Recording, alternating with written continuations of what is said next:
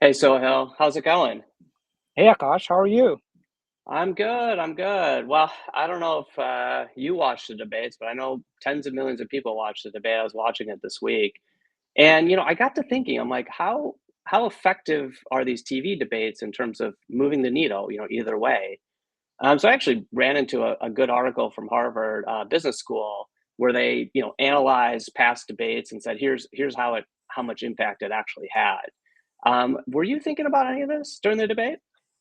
Absolutely, Akash. I'm a political junkie. I love debates during election season and always Nice. watch them. One of the things that I also enjoy doing is actually following the website 538, which sort of takes a data-driven approach to understanding the impact of events during the election season and how it moves polls and the actual numbers.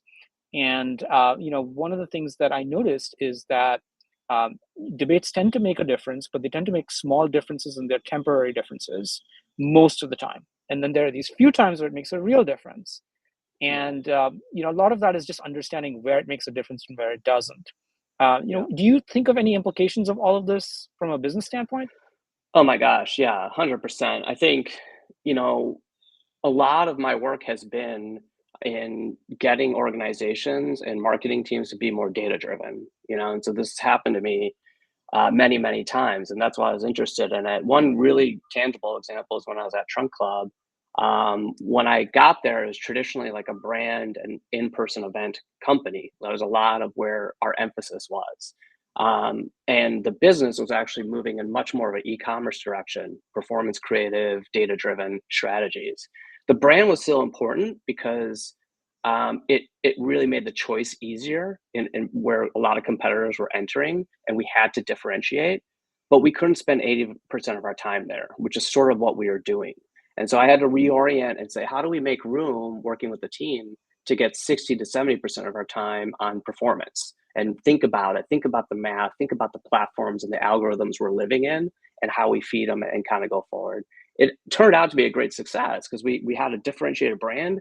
Plus, we got to focus on performance. And we did it in a data driven way because we knew that's what was driving the business. We looked back, we looked at the historical data, we said, you know what? These in-person events and this branding, that's not driving the business. This part is driving the business now. So that's how I view. Have you had these similar experiences in the past being more data driven?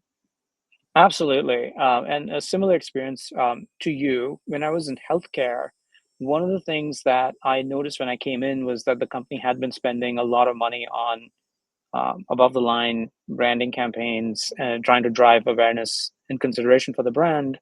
But it wasn't necessarily moving the business needle.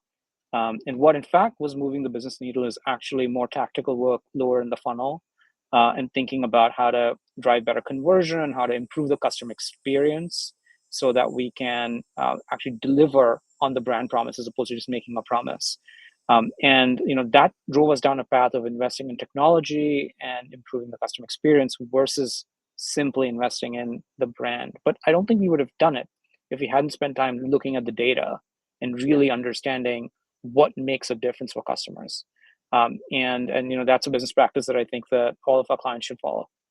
Absolutely. Well, this has been great. So, hell, I think there's so much to learn out of these TV debates and this campaign that we take right into our marketing world, right? Where do you invest time? Where do you invest resources? Where do you train people, right? How do you help people see the math can help you, sort of make investment decisions about the future? So, thanks a lot. We'll see you guys next time.